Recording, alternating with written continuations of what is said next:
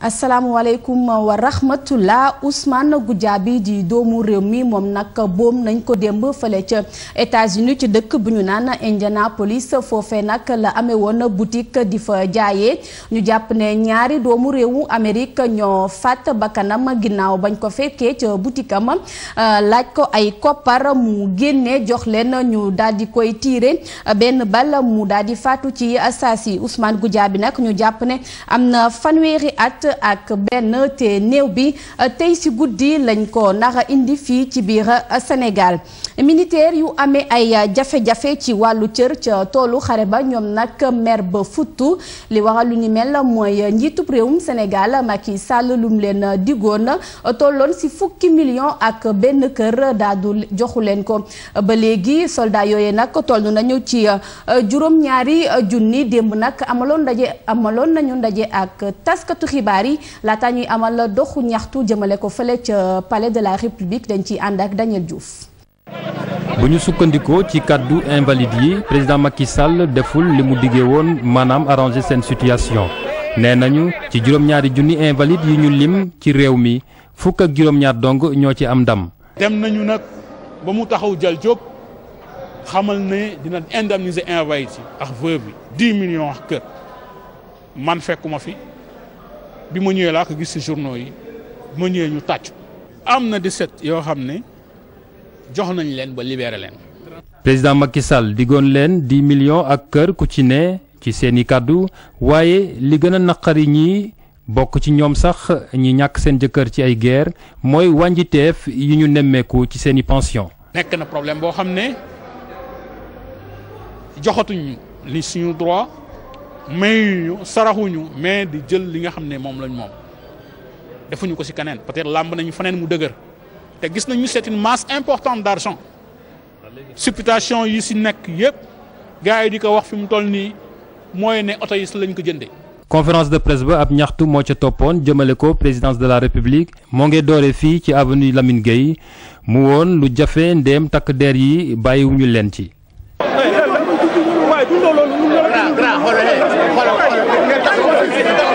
policiers yi tàmbalee négociation yi invalides yi ñoom gën a wone takkute.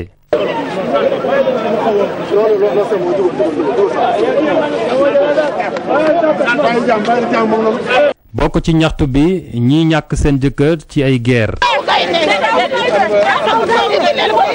négociation yi dakk manifestants yi fexe ba teer yi ca présidence de la république fii itam policiers yi bari lool coow li ne tikkur ab député APR jéem a nemmeeku lu xew waaye invalide yi bañ koo déglu.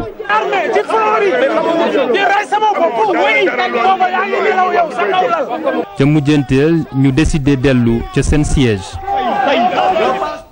Mamadou Moustapha Sow di ab soldaaru première classe moom nag dafa ñàkk ay loxam ci weeru février ci atum 2012 ginnaaw bañ ko sànnee ab roquette njiitub réewum Sénégal Macky Sall nag defoon na kéem kàttanam daal di koy jox ci lu toll juróom benn million ak juróom ngir mu mën a dem faju ji fële ca France ci noone sax lañ ko daal di defal ay prothèse nataalam Fatou Bintou Konté Yaya Diallo.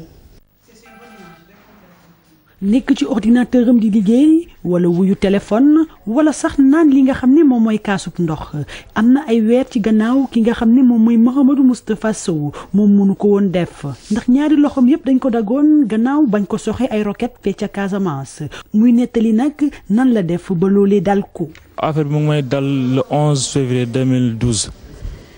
mu ngi ma dalee Bignona ci benn village bu ñuy wax Kaparan. RN national numéro 5 bi dem Diouloulou RN 5 bi waaw benn fajar la woon ay 7 heures du matin jóge woon position militaire bi di dem à peine 1 kilomètre di jalonné ji foofu jalonnage yi militaire defoo di bañ robel yi braquage ñuy braqué oto jàmbur yi nangu seen alal yi chaque jour dañ doon dem di ko monté ji léegi jour boobu nag ndeke ñoom laloon nañ ñu embuscade di ñu xaar foofu ci forêt bi man maa jiitu woon waaw par la suite ñu attendre ñu embuscade bi ñu ma jamee ci tànk par la suite maam ay éclat RPG ci loxo yi. mu nekkoon ci métit gu métti kii di soldat de première classe Sow moom nag ma ngay wax fiertem ca li nga xam ne moom la doon def ndax défendre li nga xam ne moom mooy dëkkam rek ko taxoon a jukk. bettoon na ma quoi xamoon su ma dund loolu dana ma dal mais nit ki xamul destin am daal mais après bu mu dessin bu mu m'arrivé gëm naa ne yàlla la daal yàlla rek ay buur nangu naa ko daal awma ci complexe fu ma romb fu mu ne damay sigi je dégage avec la tête haute du ma rus du ma complexe parce que lii fi ma dalee ci tooli xare la ma dalee sàccu ma ñu def ma lii wala may def naka su dul noonu ba lii daal ma charia déedéet damay fier su ma drapeau laa doon défendre ba lii arrivé ma waaw. mu àndoon ci ak dal ba ka naqar bi dalee moom mii di soldat de première classe Mouhamadou Moustapha Sow bi njiitub réew mi Macky Sall ñëwee ci avril 2012 fee ci hôpital militaire de Ouakam la lii di àddinaam soppeeku bu baax a baax. gis nañ ne président bu ñu yëgee rek kon ku ñu yëgul it ñun amul problème mais président moom considéré nañu rek xam na ñun liñ doon daj xamoon na ñun suñu coono.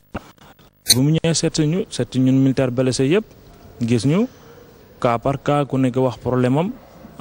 man ci laa ko waxoon suma problème ak médecins yi nekkoon fii président it promettre ne daf may yóbbu France su ma demee pour ñu defal ma ay prothèses yoo xam ne dañaa ci mën jëfandikoo di ci jàpp di lekk def suma soxla alhamdulilah léegi moom suma soxla yëpp maa ngi koy defal suma bopp. capitaine Doudou Fall doon médecin bi ko doon fàcc moom nag jàpp na ni soldat bi Mouhamadou Moustapha Sow ba ko métit bi dalee wanewut lenn luy wane naqar ci kanamam. donc mentalement et moralement supporté na ko très très facilement maanaam àndoon na ci ak mental bu fort waaw maanaam demoon na koo xam ni demoon na ba maanaam perdre moral maanaam wala saalit buñ gis. moom nag borom kër la kii di Mouhamadou Moustapha Sow yor benn doom moom soldat de première classe bi jàpp na ni jamono ji mën na delluwaat ca xare ba. Maître Ousmane Ngom démb nag yoon woolu woon na ko lu jëm ci wàllu luubal alalu bu lewul la moom nag ginnaaw bi mu génnee ci l'enquêteur yi yëkkati na ay kàddu ne gouvernement bu Macky Sall dafa jóg ngir xokkatal ñu bokk ci parti bu PDS dañuy teewlu ay kàddoom ci micro Hadiatala ak Ababacar Camara.